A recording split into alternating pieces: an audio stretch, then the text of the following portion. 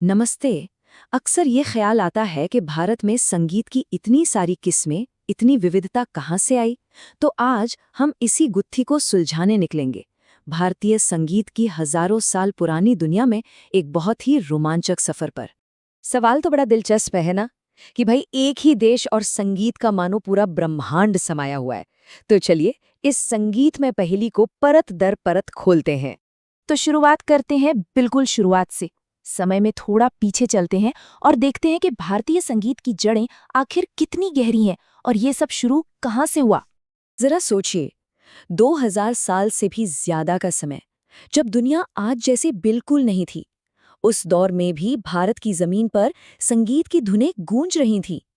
इसकी जड़ें हमें सीधा वैदिक काल तक ले जाती हैं और यही बात इसे दुनिया की सबसे पुरानी और जीवंत संगीत परंपराओं में से एक बनाती है।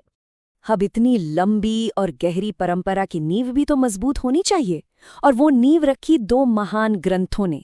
एक है सामवेद, जिसे धुनों और मंत्रों का वेद कहा जाता है, और दूसरा नाट्यशास्त्र, जो भारतीय संगीत, नृत्य और नाटक का समझिए कि एक तरह का विश्वकोश है।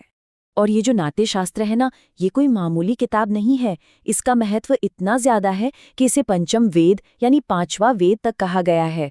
भरत मुनि ने इसमें सिर्फ संगीत ही नहीं बल्कि नाचने, गाने, अभिनय, हर कला के बारे में इतनी गहराई से बताया है कि ये आज भी एक गाइड की तरह काम करता है। तो इस एक मजबूत जड़ से समय के साथ संगीत की दो बड़ी और शानदार शाखाएं निकली, और इन दोनों शैलियों को शक्ल दी भारत के भूगोल और उसके इतिहास ने। ये दो शाखाएं हैं, हिंदुस्तानी और कर्नाटक संगीत। उत्तर भारत में जो संगीत पनपा, वो है हिंदुस्तानी संगीत। इस पर थोड़ा फारसी और अरबी असर भी देखने को मिलता है, और इसमें ना इम्प्रोवाइजेशन यानी राग को अपने ढंग से विस्तार देने पर बहुत जोर होता है। दूसरी तरफ दक्षिण भारत में कर्नाटक संगीत ज्यादा स्वतंत्र रूप से विकसित हुआ। इसमें पहले से बनी बनाई रचनाओं, जिन्हें कृति कहते हैं, उन्हें गाने पर ज्यादा ध्यान दिया जाता है। अच्छा, संगीत की शैलियों की बात तो हो गई, लेकिन इन शैलियों को बनाने वाले जो ढेरों साज हैं, जो वाद्य यंत्र हैं, उन्हें कैसे समझा जाए? यहाँ भी नाट्यशास्त्र काम आता है। उसने एक बहुत ही सीधा, सरल और वैज्ञानिक तरीका बताया है इन्हें समझने का।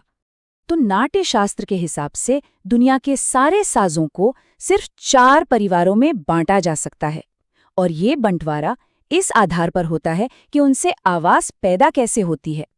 क्या तार के कंपन से, या हवा फूंकने से, या फिर किसी चमड़े पर थाप देने से?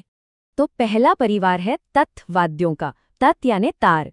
इनमें वो सारे साज आते हैं जिनमें तारों के कंपन से संगीत पैदा होता है, जैसे कि सितार, वीणा या सरोद।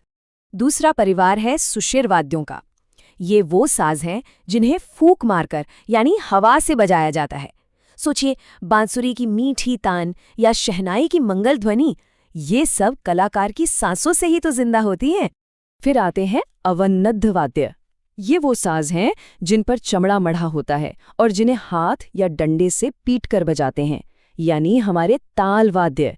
तबला, ढोलक, मृदंगम, इनके बिना तो संगीत की लय ही नहीं बन सकती। ये संगीत की धड़कन है। और चौथा, आखिरी परिवार है घन वाद्यों का। ये ठोस वाद्य यंत्र होते हैं जिन्हें आपस में टकराकर या ठोककर बजाया जाता है, जैसे मंजीरा, झांझ या फिर मिट्टी का घड़ा, घटम। ये संगीत में एक अलग ही खनक पैदा करते हैं।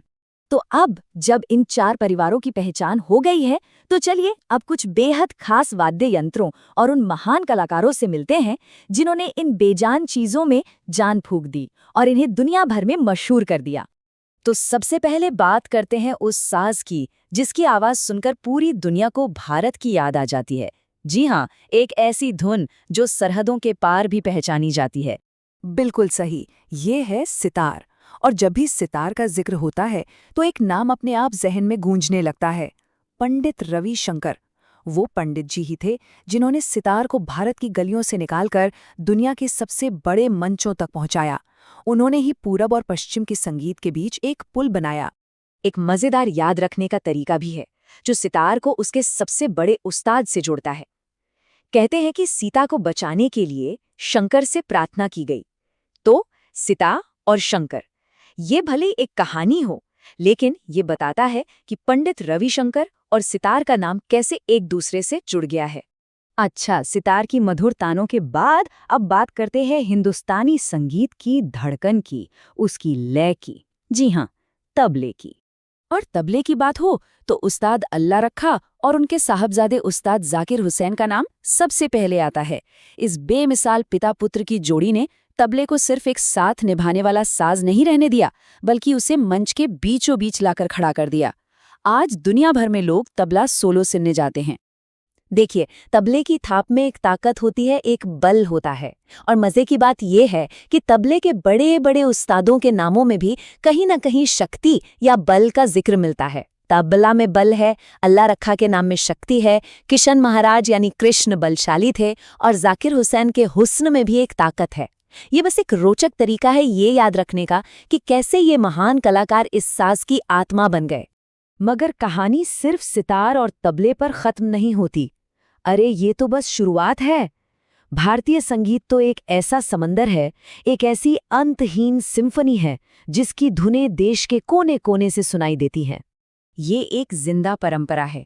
दक्षिण भारत की वीणा की गहराई है तो सारंगी के वो सुर हैं जो सीधे दिल में उतरते हैं।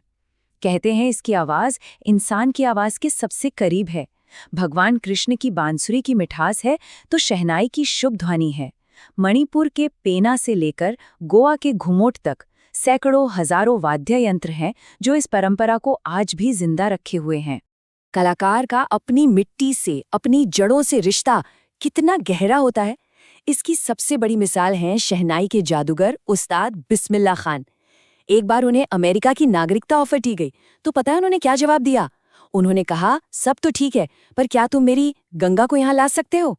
उनके लिए उनका संगीत, उनकी शहनाई बनारस और गंगा के बिना अधूरी थी। तो आज की इस डिजिटल बीट्स की दुनिया में एक सवाल जरूर मन में उठता है कि इन प्राचीन रूहानी आवाज़ों का भविष्य क्या है? क्या आने वाली पीढ़ियां इन धुनों को सुनेंगी? ये एक बड़ी जिम्मेदारी है कि इस महान संगीत विरासत को सहेज कर आगे बढ़ाया जाए। खैर, इसी सवाल के साथ आज की बात यहीं खत्म कर